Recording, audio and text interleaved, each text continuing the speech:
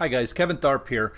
Today I want to get in and actually do some hands-on looking at some specific tools. I don't do that a lot in this class because you can get bogged down in specific tools, but there's a tool that I'm going to be talking about today that it's my go-to tool when I'm looking at on-site factors, because it will give me a glimpse into a whole lot of information. It's free.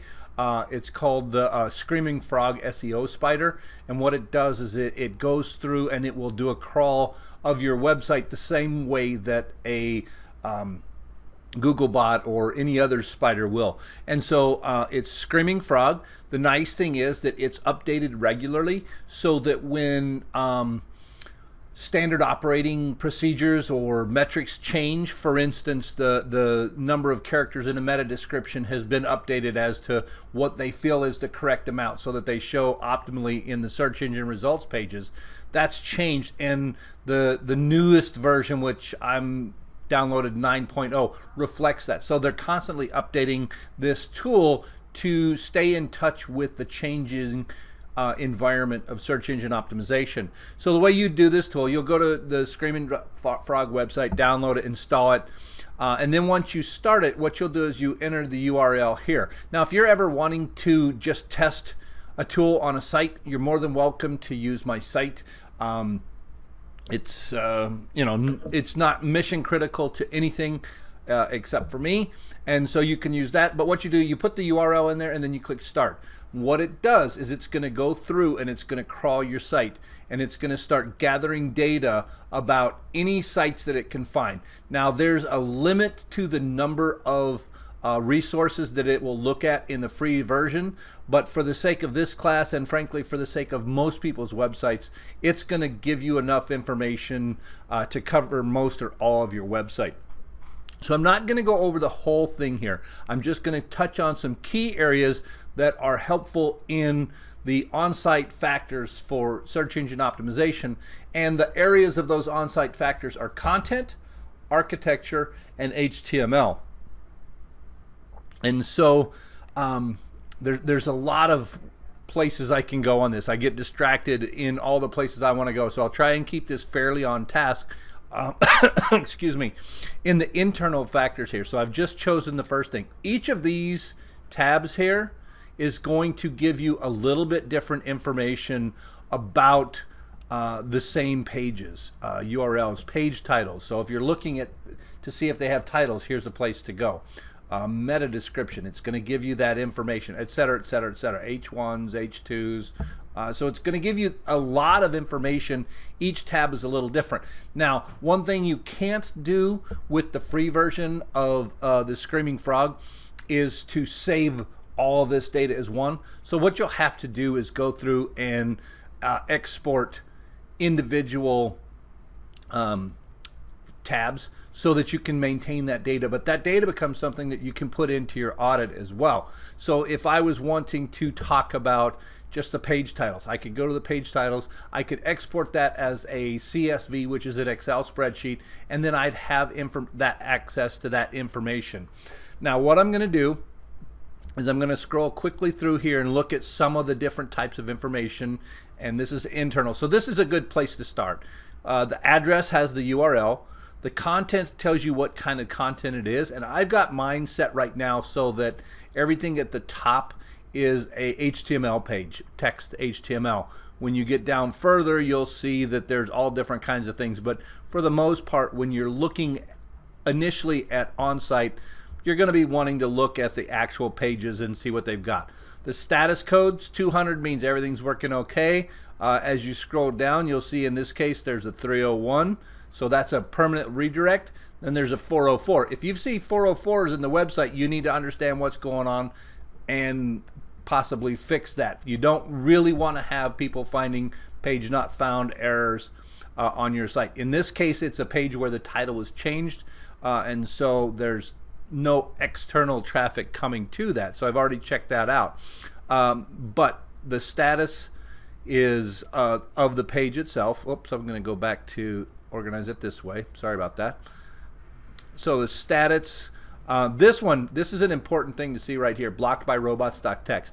If you do a scan of a website and all you see is blocked by Robots.txt or unable to index, that means that there's something set in there that's keeping that spider from going through. Now in this case, it's just looking at something within the administration part of the site. So that's okay because I don't want that seen in a search engine.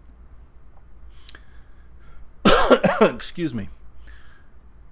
So I'm going back to content and organizing it in that way. And I want to see the HTML at the top. Okay. So going back, the status code, the status, then you're going to get into your title tags. And you're going to get into your meta descriptions. And after your title tag, it's going to give you how many characters it is, and it's going to give you how many pixels. And the reason it's important to look at the pixels is because sometimes that's how it's determined how many characters are going to be seen, is by how many pixels it takes up. So that a letter I takes up fewer pixels than a letter W, and so it really comes down to how much pixel space do they have, more so than characters. So that's just something to be aware of. Now another interesting, I'll get to that in a minute. So there's the title tag, meta description. So those two are some of the most important information from doing this, other than the content itself, is making sure that they got a title tag and a meta description. And let me explain why that's so important. So down here at the bottom, you go to the search snippet, and what that's going to do is whatever page you pick, it's going to show you what it believes is going to show up when you do a search and find that property. So that to demonstrate it, if I went to and just did a search for putting up with Txt, so that's a branded search. Okay, so what you see here is putting up with Txt, a learner's journey. It's got the URL, which is my website, and then it's got this information here. Now, where that information comes from is the title tag and the meta description. So as I come in here, putting up with Txt, a learner's journey, that corresponds to this first line in the search engine result. The next one is the meta description, where what we have is DIY projects, gardening, tinkering, etc. So that comes from the meta description. So if I went to this page and I went and I looked in the code, what you're going to see is there's a meta description and there's a title tag, and it's pulling from those to put the information into the search engine result page. So that's why that's really important, and those two items need to work together, and they need to do it in a way where you're maximizing the use of that search engine results page. Now, not too long ago, the number of characters that was acceptable was much smaller than it is now. It's increased both in the title tag and the description. I think they're up to about 300 characters in the meta description that you can use. And so if you're not using close to that, you're actually losing space in that search engine results page, because see, like this one, I've got an older meta description, and so I'm only using one line, whereas you see my we'll use the term competitors, they're taking advantage of that greater space. So when you're looking at optimizing, you want to make sure you do the best job that you can with those title tags and meta descriptions, because that goes straight to what people are seeing in the search engine results page. So as I scroll down in this section here, and I'm on the search snippet, you'll see the search snippet, but I can actually come in here and edit it right here. So it doesn't change it on my page, but it changes it within the SEO, the Screaming Frog. So if you add information, what it's going to do is it's going to add it here so that you can see how this shows up. Another thing that's nice is you can see what it looks like in mobile, desktop, or tablet. So each of those are going to display a different way. So what you've got here is a really powerful tool that you can use for free to start looking at the aspects of the content, aspects of the architecture, and aspects of the HTML, which are the on-site structures. So each of these is going to give you a specific type of information. Over here, you get an overview of the entire site. You can see the site structure, and as you move around and select different things, you're just going to get access to a whole bunch of information.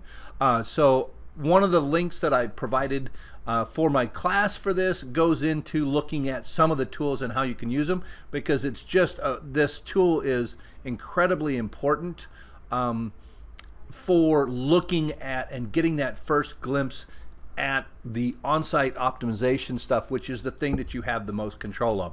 So I'm going to leave you with that, because that's the most important parts for you to start with. And as you use this tool, you're going to start finding just how powerful it is. And the more you understand about websites and how they work, the better it's going to be.